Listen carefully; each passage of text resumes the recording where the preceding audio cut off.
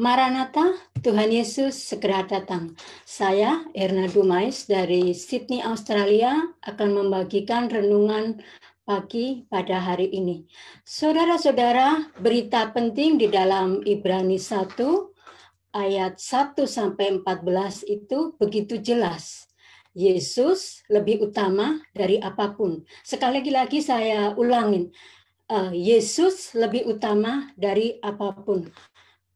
Saudara-saudara, begitu kitab Ibrani ini ada kitab yang ditujukan oleh orang Yahudi yang sudah mengaku Yesus sebagai Tuhan dan Juru Selamat. Tetapi banyak orang Yahudi yang tergoda untuk kembali kepada agama lama mereka, yaitu Yudaisme.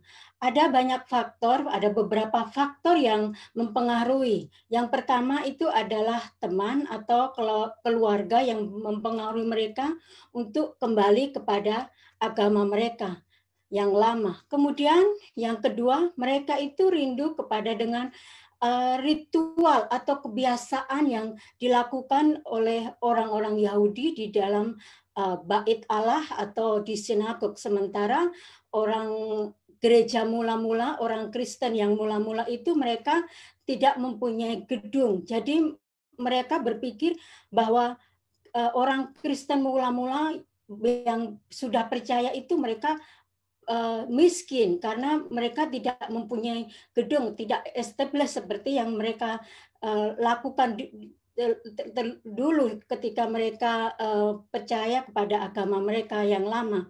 Kemudian yang ketiga, mereka itu senang dengan spesial status, di mana mereka dulu itu orang yang berpengaruh dan disegani, sehingga mereka itu rindu dengan untuk dipuji atau dihormati, saudara-saudara. Tapi bagaimana dengan respon kita sebagai seorang percaya? Saudara-saudara, ada beberapa kesimpulan yang muncul di dalam Ibrani 1 ayat 1-14. Pertama, satu-satunya firman Allah adalah firman yang datang ke dunia ini, yaitu Tuhan Yesus Kristus. Yang kedua, Yesus Kristus adalah Allah pencipta langit dan pencipta bumi. Kemudian yang ketiga, Yesus Kristus itu disebut anak untuk membedakan dengan pribadi Allah dan pribadi Roh Kudus. Yang keempat, Yesus Kristus adalah Allah yang ada dengan sendirinya, tidak pernah diciptakan, kemanusiaannya itu lahir dari seorang perempuan, seorang perawan. Kemudian yang kelima, Yesus Kristus saat ini duduk di sebelah kanan Allah Bapa di kemuliaan surgawi. Di sebelah kiri Allah Bapa adalah Allah Roh Kudus, menyatakan kesetaraan pribadi-pribadi Allah itu. Kemudian yang keenam, Yesus Kristus itu menyucikan atau membayar dosa manusia melalui kematiannya di atas kayu salib. Saudara-saudara, mari kita baca Ibrani 1 ayat 1. Setelah pada zaman dahulu Allah berulang kali dan dalam berbagai cara berbicara kepada nenek moyang kita dengan perantaraan nabi-nabi. Apa maksud perkataan zaman dahulu? Zaman yang menunjuk pada zaman perjanjian lama. Zaman dahulu Allah bekerja melalui mediator, yaitu nabi-nabi yang sudah Allah pilih sendiri. Siapa yang dimaksud dengan nenek moyang? Nenek moyang itu selalu menunjuk kepada Abraham, Ishak, dan Yakub. Di zaman nenek moyang, manusia itu percaya bahwa Allah itu ada, keberadaan Allah itu ada. Di zaman nenek moyang mereka memanggil Allah pencipta langit dan bumi itu dengan nama Allahnya Abraham, Allahnya Ishak, dan Allahnya Yakub. Di zaman nenek moyang Allah berbicara menyatakan kehendaknya melalui channel atau saluran nabi. Di zaman Allah nenek moyang, Allah itu berbicara melalui nabi-nabi dengan berbagai cara. Di zaman nenek moyang, Allah terus-menerus berbicara untuk membangun atau menciptakan generasi baru yang mengenal namanya.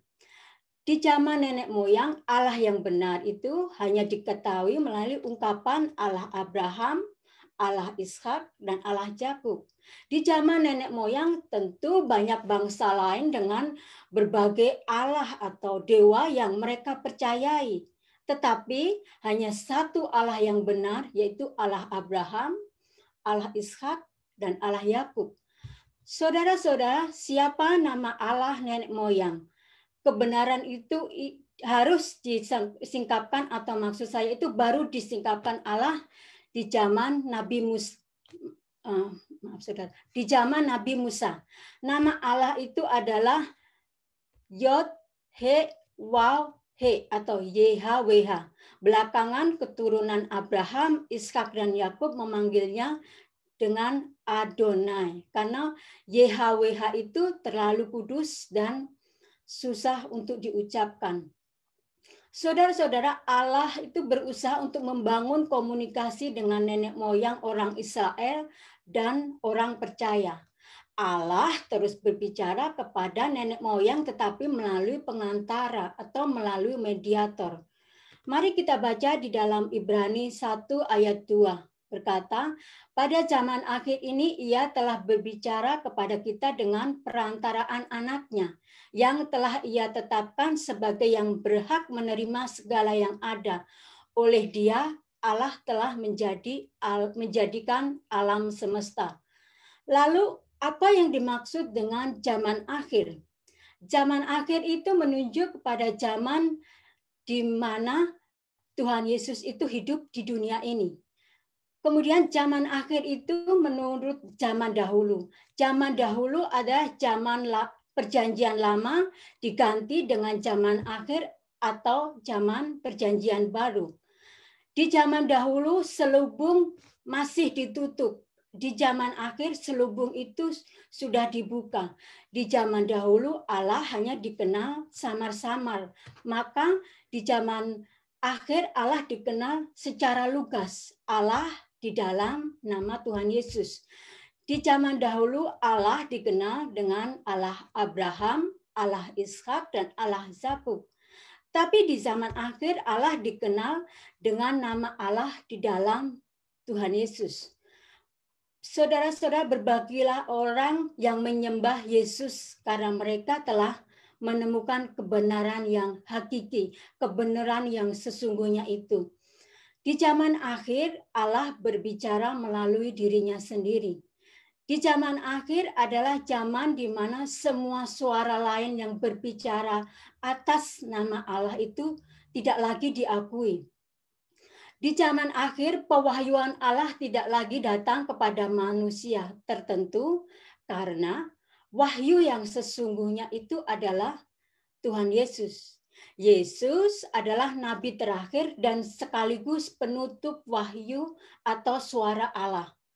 Kalau ada orang tertentu yang mengaku membawa wahyu terakhir, sudah dipastikan bahwa orang tersebut bukan berasal dari kebenaran. Saudara-saudara, banyak sekali sekarang ini orang atau hamba-hamba Tuhan yang mengatakan bahwa mereka itu mendapat penglihatan. Mereka Tuhan berbicara melalui mereka. Sudah banyak sekali oracle-oracle yang saudara-saudara itu sesat semua, saudara-saudara. Jangan ikuti. Ya, kebenaran yang sejati itu adalah kebenaran yang di dalam Theopneustos, Alkitab, firman itu di dalam kitab Kejadian sampai kitab Wahyu. Allah sudah menutup wahyu-wahyu yang lain. Wahyu Allah hanya di dalam firman Tuhan, di dalam kitab Kejadian sampai kitab Wahyu. Saudara-saudara, di zaman akhir yang dimulai pada zaman Yesus, hidup sampai zaman kita. Saat ini wahyu Allah itu sudah disempurnakan karena pencipta langit dan pencipta bumi itu sudah datang dan menyatakan diri. Saudara-saudara, betapa hebat, betapa luar biasanya Allah yang kita sembah itu, yaitu Tuhan Yesus. Anda dan saya mempunyai Allah yang hebat, Allah yang luar biasa. Siapa Allah itu? Itu adalah Yesus. Saya Erna Dumais dari Sydney, Australia mau berkata, Maranatha, Tuhan Yesus akan datang. Tuhan Yesus pasti datang dan Tuhan Yesus segera datang. Blessing.